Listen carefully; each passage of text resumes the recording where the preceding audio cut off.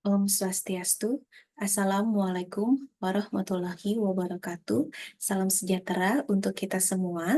Perkenalkan, saya Apoteker Nimade Dwimara Widyaninayaka, S.Pharm MS.Pharm, dosen tetap pada program studi Sarjana Farmasi, Fakultas Farmasi Universitas Mahasaraswati Denpasar.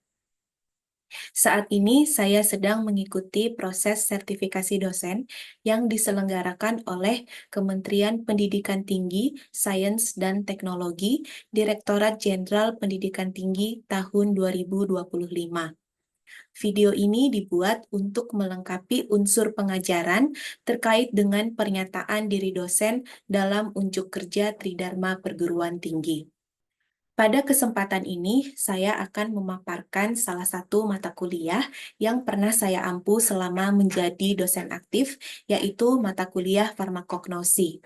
Pada kurikulum S1 Farmasi, mata kuliah ini berada pada semester 3. Mata kuliah farmakognosi terdiri dari teori dan praktikum, di mana teori farmakognosi memiliki beban pembelajaran sebesar 2 SKS, sedangkan praktikum sebesar 1 SKS.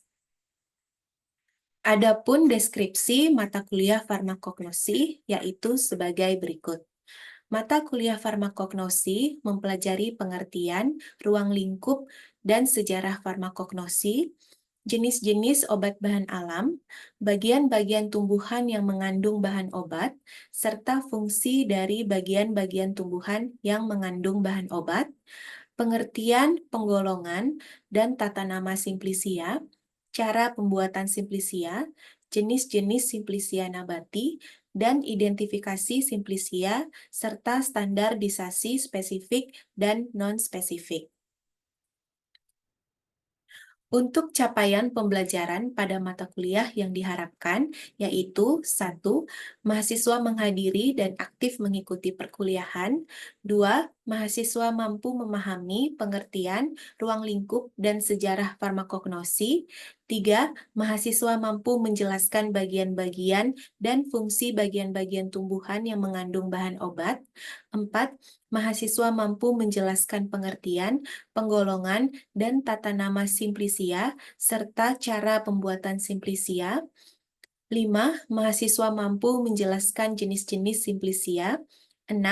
Mahasiswa mampu memahami standarisasi simplisia spesifik dan non-spesifik. 7. Mahasiswa mampu menjelaskan metabolit tumbuhan. Adapun bahan kajian pembelajaran pada mata kuliah farmakognosi meliputi pengertian ruang lingkup dan sejarah farmakognosi, jenis-jenis obat bahan alam, bagian-bagian tumbuhan yang mengandung bahan obat atau metabolit tumbuhan, serta fungsi dari bagian-bagian tumbuhan yang mengandung bahan obat, kemudian pengertian, penggolongan, tata nama, cara pembuatan simplisia, dan jenis-jenis simplisia nabati, serta identifikasi simplisia dan standarisasi simplisia spesifik dan non-spesifik. Kemudian, untuk beberapa materi atau referensi yang digunakan, yaitu referensi utama, beberapa di antaranya adalah buku yang bisa diakses di perpustakaan Fakultas Farmasi Universitas Mahasaraswati Denpasar, misalnya buku standarisasi bahan obat alam tahun 2011 dari Saifuddin dan kawan-kawan. Selain itu juga ada e-book yang bisa diunduh secara gratis, misalnya Pedoman Umum Pasca Panen Tanaman Obat tahun 2019, Farmakope Herbal Indonesia tahun 2017. Saya juga menggunakan referensi berbagai peraturan dari Badan POM, misalnya terkait dengan bahan alam yang dilarang digunakan dalam obat tradisional, obat herbal terstandar, dan fitofarmaka. Kemudian juga ada referensi pendukung yang digunakan, yaitu artikel-artikel penelitian terbaru yang terkait dengan farmakognosi. Untuk referensi mata kuliah ini, saya melakukan integrasi hasil penelitian saya yang sudah dipublikasi, misalnya pada materi ajar terkait dengan bagian tumbuhan berkhasiat obat dan standarisasi simplisia. Untuk media pembelajaran atau perangkat yang digunakan dalam mata kuliah farmakognosi meliputi 1. Perangkat lunak, contohnya Zoom, Google Classroom, Google Form, kanal YouTube, dan website slido.com yang merupakan salah satu website yang digunakan untuk berinteraksi dengan mahasiswa di kelas. Kemudian ada perangkat keras yang digunakan, yaitu komputer atau laptop, serta tambahan media laboratorium khusus untuk praktikum, misalnya alat dan bahan praktikum. Perkuliahan farmakognosi diselenggarakan dengan pendekatan blended learning, yaitu secara luring dan daring. Untuk teori farmakognosi, perkuliahan dilakukan melalui tatap muka di kelas dan tatap maya di akun Zoom Meeting yang dimiliki oleh Fakultas Farmasi Universitas Mahasaraswati Denpasar. Sedangkan untuk praktikum, seluruh pertemuan dilakukan secara luring di laboratorium. Metode pembelajaran yang saya terapkan yaitu ceramah interaktif, di mana di saat perkuliahan saya membangun komunikasi dua arah dengan mahasiswa, kemudian diskusi kelompok, yaitu mahasiswa berkolaborasi dalam mengidentifikasi dan menyelesaikan permasalahan, misalnya melalui pemberian studi kasus di kelas maupun saat pembahasan hasil praktikum. Kemudian self-directed learning, di mana mahasiswa melakukan pembelajaran secara mandiri, misalnya melalui tugas pembuatan mind mapping terkait dengan tanaman yang berkhasiat obat.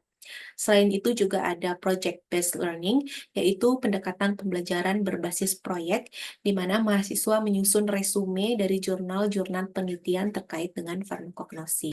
Penilaian dalam mata kuliah farmakognosi ini mencakup kehadiran dan keaktifan, UTS dan UAS, serta tugas untuk teori farmakognosi, dan laporan praktikum untuk praktikum farmakognosi.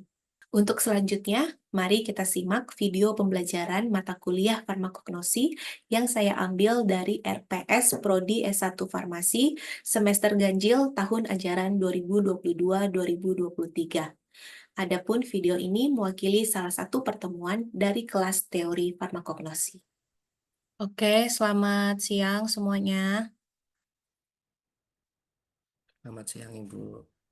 Oke, kita mulai ya perkuliahan hari ini.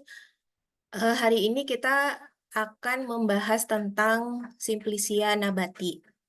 Ya, untuk topik pembelajarannya ada definisi dan contoh Simplicia serta pembuatan dari Simplicia nabati. Nah, untuk hari ini yang akan kita pelajari itu adalah definisi dan contoh Simplicia nabati saja. Jadi untuk pembuatan dari Simplicia nabati itu akan kita lanjutkan di pertemuan berikutnya. Ada barcode yang terlihat di layar. Atau kalian bisa buka slido.com terus isikan nomornya 3838039. Lalu kalian jawab ya, ada pertanyaan di sana. Pernah atau tidak mendengar istilah Simplicia? Oke, sebagian besar sudah pernah mendengar istilah Simplicia. Nah, kita ke pertanyaan berikutnya ya. Kalau sudah pernah mendengar tentang Simplicia, coba sebutkan 1-2 kata aja yang berkaitan dengan Simplicia. Tumbuhan, tanaman herbal, oke. Tanaman, bagian tumbuhan. Oh, dia yang tulis sambil loto. Ekstrak, bahan alami.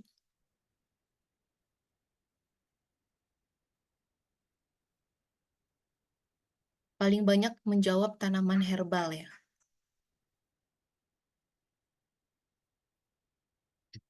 Oke, coba kita ingat-ingat lagi ya terkait dengan Simplicia. Menurut kalian, Simplicia itu berupa bahan yang basah atau yang segar ya? Bahan yang segar atau bahan yang kering? Coba saya mau dengar suaranya. Ada nih Putu Linda Puspadewi.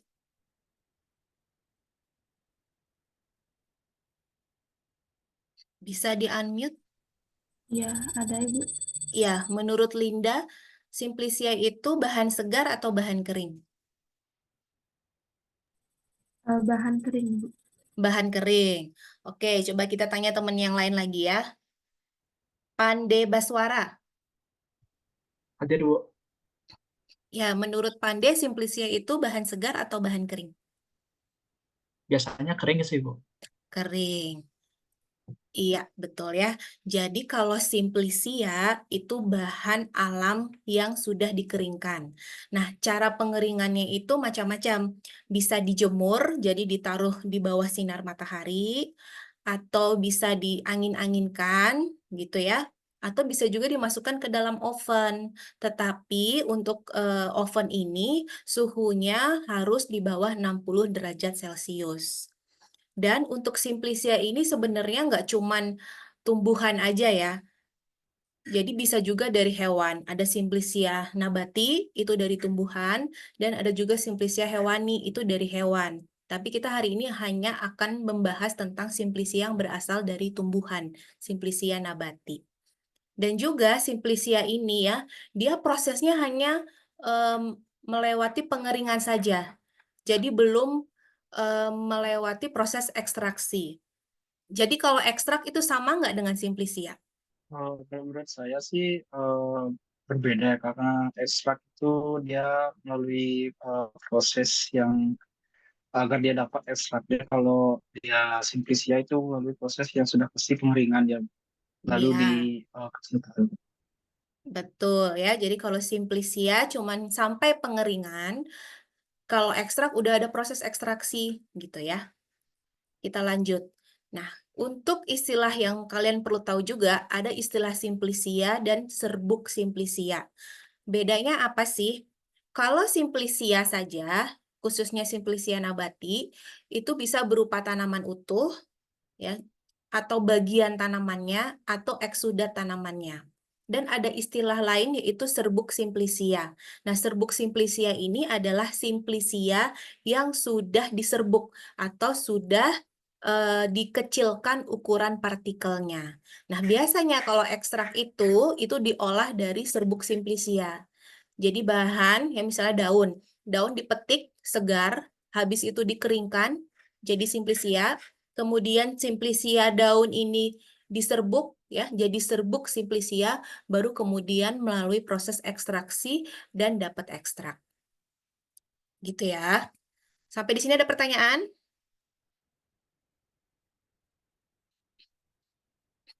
Belum ya? Oke, kita lanjut.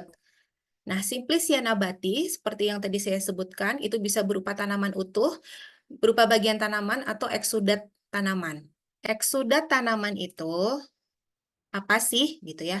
Jadi eksudat itu adalah isi sel tanaman yang secara spontan keluar atau bisa juga dengan cara-cara tertentu dikeluarkannya. Apa sih contohnya? Langsung ke contoh aja ya.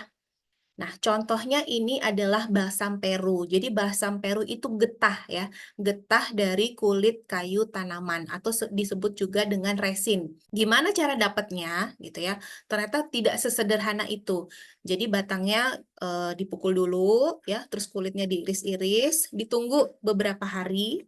Kemudian kulitnya dibakar, ditunggu lagi 7 hari. Setelah itu baru kita dapat memperoleh resinnya.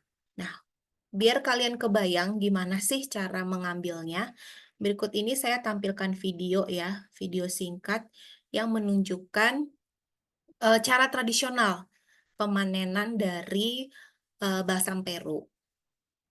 Ya, ini dikupas dulu tadi, lalu dibakar ya, kulit kayu yang sudah dikelupas, dibakar. Caranya masih sangat sederhana. Kemudian ini di kulit kayu tersebut diberikan kain gitu ya, di mana kainnya ini nanti akan menampung resin.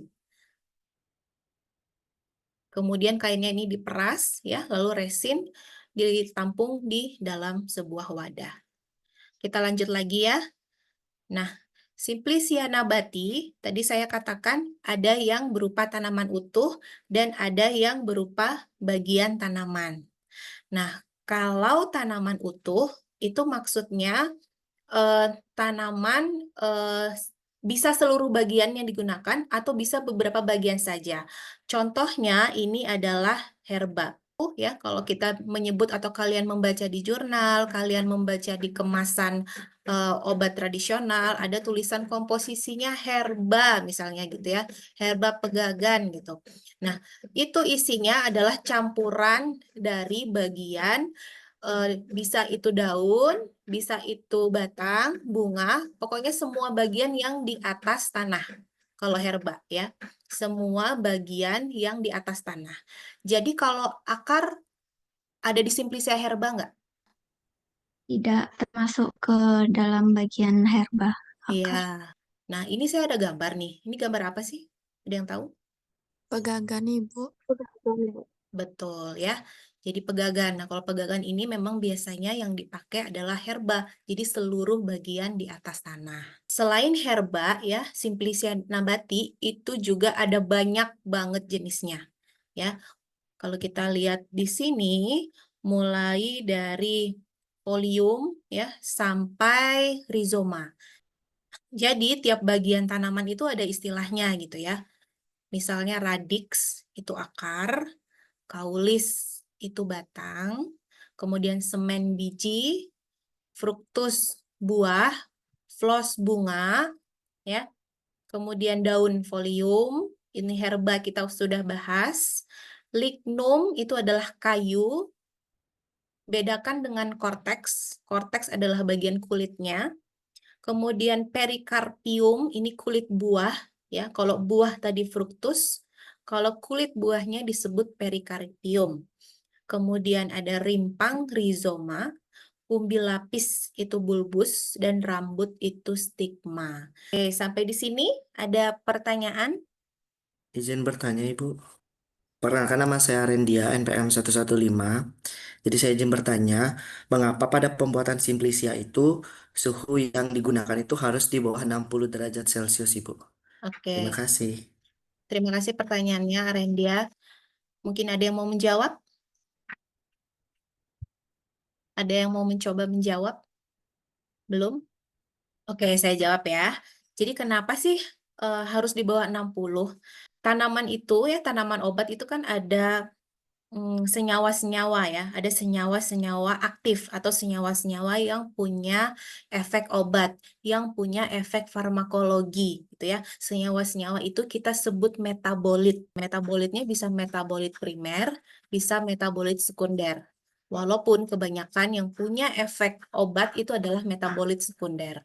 Nah, metabolit-metabolit ini umumnya ya, dia ada yang tahan terhadap panas, ada yang tidak tahan dengan pemanasan. Nah, umumnya kalau pakai suhu pengeringan kurang dari 60 derajat ya, itu masih aman. Masih aman maksudnya dia tidak merusak dari metabolit itu. Jadi tidak terdegradasi metabolitnya. Paham, Arendia? Paham Ibu, terima kasih. Oke, terima kasih. Tadi ada yang angkat tangan ya? Siapa ya? Niputu Ika Surya Miantari. Silakan. Baik Ibu, perkenalkan nama saya Niputu Ika Suryamiantari, NPM 124. Izin bertanya, berarti tadi kan ada katanya yang eksudat tanaman itu kan balsam Peru itu ya. Berarti kalau karet, getah karet itu termasuk eksudat tanaman atau gimana ya Ibu ya? Oke, terima kasih pertanyaannya. Betul ya. Kalau getah-getahan itu masuknya ke dalam eksudat dari tanaman. Mau nanya lagi satu, berarti Boleh. getah getah jarak itu juga masuk eksudat ya Ibu ya? Iya, iya, betul. Itu jenisnya aja dia eksudat. Pokoknya semua yang getah-getahan itu kita sebutnya eksudat. Baik Ibu, terima kasih. Oke, sama-sama. Nah, sekarang giliran nih. Saya yang bertanya ya. Jadi ada Simplicia, ada bahan segar gitu ya. Nah, menurut kalian mana sih yang lebih baik digunakan untuk bahan baku sediaan obat tradisional? Maksudnya gini ya. Misalnya adalah perusahaan obat tradisional, industri ya, industri penghasil sediaan obat tradisional, bisa kapsul, bisa kaplet dan lain-lain ya. Misalnya kapsul lah. Di dalam kapsul itu isinya ya, isinya itu adalah ekstrak dari daun jambu biji, misalnya gitu. Nah, kalau kalian tadi ingat di awal saya membahas gitu ya, kalau ekstrak itu kan sumbernya bisa dari simplisia, bisa dari bahan segar, ya, bisa dari keduanya. Nah, menurut kalian ya, kalau dari segi point of view industri gitu, lebih baik yang mana? Pakai bahan segar kemudian diekstrak, lalu dapat ekstrak daun jambu biji, atau simplisianya yang sudah kering, lalu diekstrak dan dapat ekstrak daun jambu biji? Coba ada yang mau mencoba menjawab ya. Tidak ada salah, tidak ada benar ya. Kita diskusi aja, diskusi. Kalau menurut saya, kalau untuk sudut POV dari industri, menurut saya lebih baik Simplisia, karena kalau menurut saya itu Simplisia tuh masa simpannya dia tuh lebih panjang. Oke, Ika tadi Simplisia ya.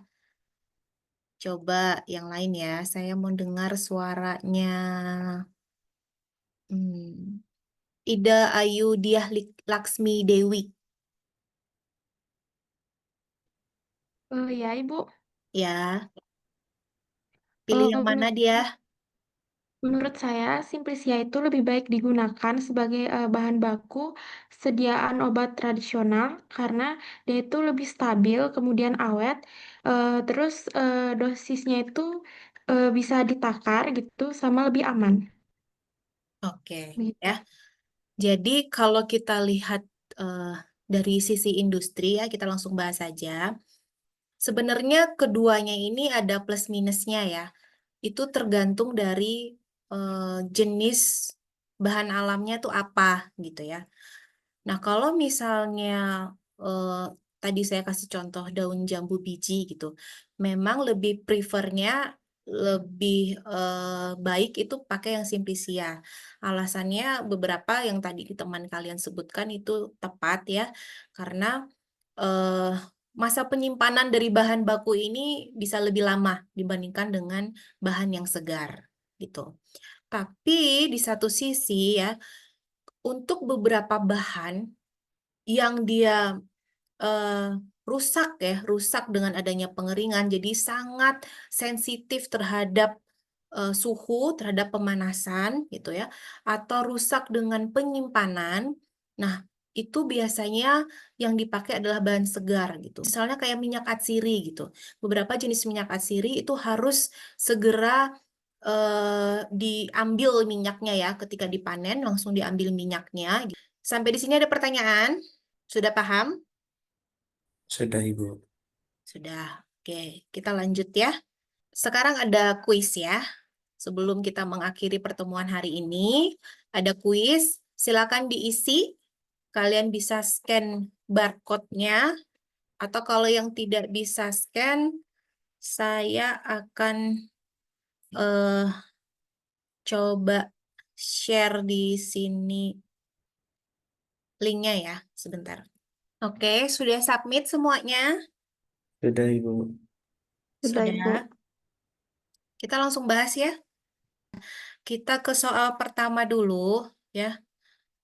Silahkan dijawab Dewa Ayu Trisna Dewi. Yang B, Bu. Akalipae indicae-radix. Lanjut. Terakhir kulit batang. Saya mau dengar suaranya.